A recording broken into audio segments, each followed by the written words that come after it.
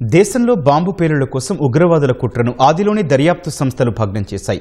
అహిం పేరిట ఉగ్రవాద కార్యకలాపాలు ప్రారంభించిన విజయనగరం, హైదరాబాద్కు చెందిన ఇద్దరు యువకులు ఇప్పటికే ఓసారి బాంబు పేలుళ్లకు రిహార్సల్స్ నిర్వహించారు.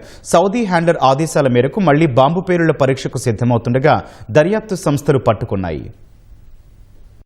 ఉగ్ర కుట్రను దర్యాప్తు సంస్థలు భగ్నం చేశాయి. దీనిపై విజయనగరంలో నమోదైన కేసు దర్యాప్తు క్రమంలో విస్మయకర విషయాలు వెలుగులోకొస్తున్నాయి.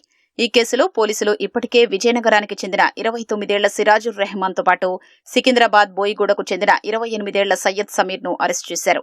సిరాజ్ ఇంజనీరింగ్ పూర్తి చేసి ఉద్యోగాన్వేషణలో ఉన్నాడు. సమీర్ లిఫ్ట్ ఆపరేటింగ్ సంస్థలో పనిచేస్తున్నాడు. ప్రాథమిక ఆధారాల్ని బట్టి వీరిద్దరూ అల్ హింద్ ఇత్తెహాదుల్ ముస్లిమీన్ అహిం పేరిట సంస్థను ఏర్పాటు చేసి కార్యకలాపాలు సాగించారు. ఆ సంస్థకు సిరాజ్ నంబర్ 1 గా, సమీర్ నంబర్ 2 గా వ్యవహరించారు. విశ్వసనీయ సమాచారం ప్రకారం సౌదీ అరేబియా నుంచి గుర్తు తెలియని ఉగ్రవాద సంస్థ హ్యాండ్లర్ ఉగ్రకుట్రల కోసం వీరికి మార్గనిర్దేశం చేసినట్లు దర్యాప్తు అధికారులు గుర్తించారు. ఆ హ్యాండ్లర్ ప్రధానంగా ఇన్స్టాగ్రామ్ ఖాతా ద్వారా వీరితో సంప్రదింపులు జరిపినట్లు సమాచారం లభించింది. ఇలా ఆ యువకులు దేశంలో పేలుళ్లకు పథకరచన చేసి ఉగ్ర కార్యకలాపాల విస్తరణకు పన్నాగం పన్నారు. అందుకోసం పొటాషియం క్లోరేట్, సల్ఫర్ తదితర పేలుడు రసాయనాల్ని ఆన్లైన్ ద్వారా కొనుగోలు చేశారు. పేలుడు పదార్థాల తయారీపైన ఆన్లైన్లోనే అవగాహన పెంచుకున్నారు. ఈ నెల 21 లేదా 22 తేదీల్లో విజయనగరం పరిసరాల్లో బాంబు పేలుళ్లకు రిహార్సల్స్ నిర్వహించాలని నిర్ణయించారు. ఇంతలోనే ఆంధ్రప్రదేశ్, తెలంగాణ పోలీసులు సంయుక్తంగా వీరి కుట్రను భగ్నం చేశారు. నిందితులు మరికొందరు యువకులు మైనర్లతోనూ తరచూ సమావేశాలు నిర్వహించారు. గ్రూప్ 2 పరీక్షలకు సన్నద్దం కావాలనే కారణంతో సిరాజ్ విజయనగరం నుంచి హైదరాబాద్కు మకా మార్చాడు. ఆ సమయంలోనే అతడు, సమీర్ పలుమార్లు కలిసి చర్చించుకున్నారు.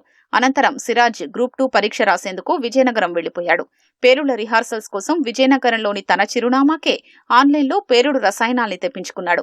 వీరి కార్యకలాపాలపై ఉప్పందడంతో నిఘా ఉంచిన తెలంగాణ ఇంటెలిజెన్స్ వర్గాలు ఏపీ పోలీసుల్ని అప్రమత్తం చేశాయి. దీంతో శనివారం విజయనగరంలో పోలీసులు సిరాజ్ ఇంటిపై దాడి చేసి పేలుడు రసాయనాల్ని స్వాధీనం చేసుకున్నారు.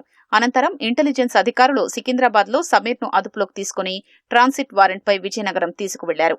ఈ కేసుపై జాతీయ దర్యాప్తు సంస్థ ఎన్ఐఏ దృష్టి సారించి ప్రాథమిక దర్యాప్తు తీరుపై ఆరా తీసింది. ప్రస్తుతం విజయనగరం 2వ పట్టణ పోలీసులే ఈ కేసును దర్యాప్తు చేస్తున్నారు. సౌదీ అరేబియా నుంచి యువకుల్ని ఉగ్రకుట్ర దిశగా ప్రేరేపించిన హ్యాండ్లర్ ఎవరనేది ఇప్పటి వరకు తేరలేదు. హ్యాండ్లర్ వీరిని మ్యాజిక్ ల్యాంతర్ ద్వారా ఎంచుకున్నట్లు దర్యాప్తులో వెల్లడైంది. సోషల్ మీడియాలో ఉగ్రవాద అనుకూల పోస్టు పెట్టి దానికి సానుకూలంగా స్పందించే వారిని ఎంచుకోవడమే ఈ ప్రక్రియ ముఖ్య ఉద్దేశం. అలాంటి వారిలో నుంచి వీరిద్దరిని ఎంచుకున్నట్లు తేలింది. వీరు తమ గ్రూపులో మరో 28 మందిని చేర్చుకున్నట్లు గుర్తించారు. అగ్గిపుల్లల్లోని మందును వినియోగించి బాంబు తయారీ విధానంపై హ్యాండ్లర్ వీరికి ఫైళ్లు పంపినట్లు తేలింది. దీనికి అనుగుణంగానే యువకులు బాంబును తయారు చేసినట్లు తేలింది. ఆ బాంబును సిరాజ్ ఈ నెల 12న విజయనగరంలో ప్రయోగాత్మకంగా పరిశీలించినట్లు తెలుస్తోంది.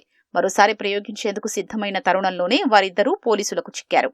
నిందితులిద్దరికీ విజయనగరం కోర్టు 14 రోజుల రిమాండ్ విధించింది. సిరాజ్ తండ్రి ఏఎస్ఐ, సోదరుడు కానిస్టేబుల్ గా పనిచేస్తున్నారు. కుమారుణ్ణి పోలీసు అధికారిగా చూడాలని తండ్రి కలలు కన్నారు. శిక్షణ, ఉద్యోగాన్వేషణ పేరుతో హైదరాబాద్ వెళ్లిన సిరాజ్ ఉగ్రవాదానికి ఆకర్షితుడయ్యాడు.